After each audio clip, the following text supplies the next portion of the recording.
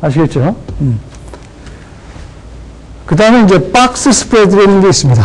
이 박스 스프레드는 조금 전에 배웠던, 그러니까 여러분들이 불 스프레드, 베어 스프레드를 잘 이해하면 그 다음에 나오는 레이시오 스프레드, 박스 스프레드는 그냥 거저 먹는 거예요. 불 콜 스프레드가 있었죠. 불 콜 스프레드는 불 스프레드를 콜 옵션 가지고 만드는 거예요. 어떻게 만들었죠? 행사가격이 작은 콜을 사고 행사가격이 큰 콜을 팔고, 그러면 불 콜 스프레드가 됐죠. 그 다음에 베어 풋 스프레드를 합친 겁니다. 베어 풋 스프레드는 뭐였죠? 베어 스프레드인데 풋 옵션 두 개 가지고 만드는 거예요. 행사가격이 작은 거를 팔고, 그런 풋 옵션 하나 팔고, 행사가격이 큰 풋 옵션 하나를 사고, 오케이? 풋 옵션. 물론 여기서 사용하는 콜 옵션, 여기서 사용하는 풋 옵션의 기초 자산 같고 만기까지 기간은 다르고, 전부 사용된 옵션이 모두 몇 개예요? 4개죠. 이걸 가지고 만드는 겁니다. 이게 박스 스프레드예요. 그렇게 되면 결론이 어떻게 되냐면, 이게 유로피안 옵션이 되면 이 박스 스프레드의 그 가치가 이 행사 가격, 이 스트라이크 프라이스, 행사 가격의 차이의 현재 가치랑 똑같아져요. 그러니까 만기일날의 이 박스 스프레드의 가치는 두 행사 가격의 차이입니다. 그래서 실제로 이 박스 스프레드의 가치는 이 만기일날 그 행사 가치에다가 내가 이 옵션 살 때 들어간 그 옵션 가격을 네트로 해가지고 그걸 빼주면은, 요게 말하자면 그 나의 이익이 되는 거예요. 이걸 이렇게 설명하니까 조금 좀 어려워 보이는데, 그림을 가지고 설명하면 쉽습니다. 이게 불콜 스프레드예요. 이 점선이. 그러니까 행사 가격, 불콜 스프레드는 어떻게 만들었다고요? 행사 가격이 40인 콜 옵션 하나를 사고, 행사 가격이 50달러인 콜 옵션 하나를 파는 겁니다. 그 다음에 이게 베어 풋 스프레드입니다. 그러면 어떻게 돼요? 행사 가격이 기초 자산은 똑같고 만기까지 기간도 똑같은데, 이번에는 풋 옵션, 행사 가격이 40인 작은 거죠. 행사 가격이 작은 풋 옵션 하나를 팔고, 행사 가격이 큰 풋 옵션 하나를 50인 풋 옵션 하나를 사면 이런 모양이 되는데, 이거를 다 합치잖아요. 그럼 이런 모양이 나옵니다. 지금 이 둘의 차가 50 빼기 40이면 이게 10이 돼야지 맞습니다. 이게 10이 돼야지 맞아요. 타이포예요. 그래서 만기일날의 가치가 이렇게 10으로 어떤 기초 자산이 어떤 상황에서도 10으로 그냥 확정이 돼버리는 거예요. 마치 무위험 채권을 갖고 있는 그런 경우랑 똑같이 나오게 되는 겁니다. 이게 박스 스프레드다. 아시겠죠?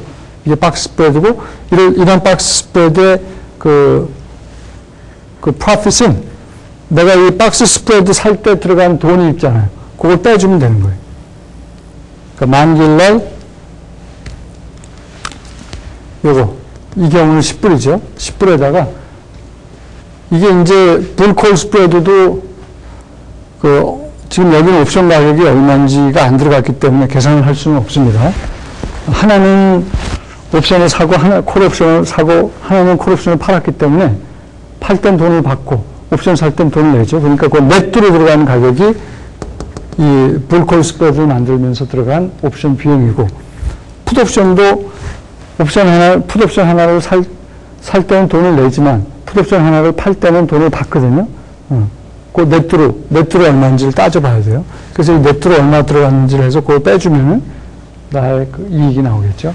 박스 스프레드는 정리하면 콜 옵션 가지고 만드는 불 스프레드와 풋 옵션 가지고 만드는 베어 스프레드를 한꺼번에 다 합쳐가지고 만드는 거다. 오케이?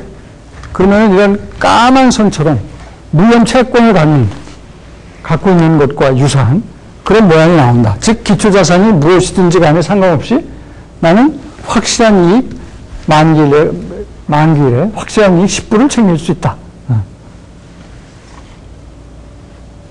그러니까 콜 옵션 가지고 불 스프레드, 풋옵션 가지고 베어 스프레드를 합쳐서 만드는 옵션. 그게 박스 스프레드고, 결과는 기초자산이 오르거나 떨어지거나 상관없이 나의 만기일날 가치는 똑같아요. 요런 식의 옵션을 만드는 게 박스 스프레드다. 그 다음에 이제 버터플라이 스프레드가 있습니다. 버터플라이는 이 이름이 버터플라이는 나비잖아요. 나비. 이 빨간색 모양이 이게 버터플라이 모양입니다. 나비 모양이에요. 나비를 이렇게 뒤집어 놓은 모양입니다. 그래서 스프레드 모양이 결과적으로 나비 모양이다 그래갖고선 버터플라이 스프레드라는 이름이 붙었는데, 이것도 콜 가지고 만들 수가 있고, 조금 이따가 보시면 아시겠지만 이것도 풋 가지고 만들 수가 있어요. 어떻게 만드느냐? 자, 이번에는 행사 가격이 3개가 등장합니다. K1이 나오고 K2가 나오고 K3가 나와요. 행사 가격이 3개가 나와요. 행사 가격이 제일 작은 콜옵션 K1인, 행사 가격이 K1인 콜옵션 하나를 사고, 동시에 행사 가격이 제일 큰 K3인, 여기서는 행사 가격이 K3인 콜옵션 하나도 삽니다. 자, 그래서 보면은 행사 가격이 제일 작은 K1인 콜옵션 하나도 사는 걸로 지금 표현이 되어 있고, 행사 가격이 제일 큰 콜옵션 하나 K3, 행사 가격이 K3인 제일 큰 콜옵션 하나도 사는 걸로 되어 있어요. 그러니까 행사 가격이 제일 작은 콜옵션 하나 사고, 행사 가격이 제일 큰 콜옵션 하나 사고, 그럼 2개 산 거죠. 그 다음에 행사 가격이 중간인 K2인 콜옵션 2개를 팝니다. 행사 가격이 K2, 중간, K1과 K3 중간인 K2인 콜옵션 하나가 아니라 2개를 팔아요. 그래서 이런 모양으로 지금 그려져 있는 겁니다. 이게 높잖아요. 이게 2개를 팔았기 때문에 그런 거예요. 그리고 이걸 합치면 빨간 모양이 나옵니다. 자, 어떨 때 버터플라이 스프레드를 쓰는 거냐? K2 주변에서 기초자산 주가가 요 주변에서만 움직일 것 같아. K2에서 많이 올라갈 것 같지도 않고, K2보다 많이 떨어질 것 같지도 않아요. 그럴 때 있잖아요. 시장이, 소강 상태에 빠진다 그럴까? K2 주변에서 이렇게 얼쩡거리기만 하지, 크게 오르지도 않고, 크게 떨어지지도 않을 것 같아. 이럴 때 쓰는 전략입니다. 이럴 때, 버터플라이 스프레드를 만들어서, 이걸 콜로 지금 여기서 만들었는데, 풋도 이름은 똑같아요. 만들면, 내 예상이 맞으면, K2 주변에서 움직이면 내가 얼마만큼의 이익이 생겨요? 이 삼각형 모양만큼의 이익이 생기고, 내 예상과는 달리 주가가 큰 폭으로 오르거나 큰 폭으로 떨어지면 어떻게 돼요? 손실이 발생하는 건 그 손실이 제한적이다. 이게 버터플라이 스프레드입니다. 자, 똑같은 버터플라이 스프레드를 콜을 어떻게 만들었죠? 조금 전에 행사 가격이 제일 작은 콜 하나 사고, 행사 가격이 제일 큰 콜, K3인 콜도 하나 사고, 행사 가격이 중간에 들어가는 2개의 콜을 팔았죠. 그래서 4개 가지고 만드는 거였죠. 4개의 콜 가지고. 풋도 마찬가지입니다.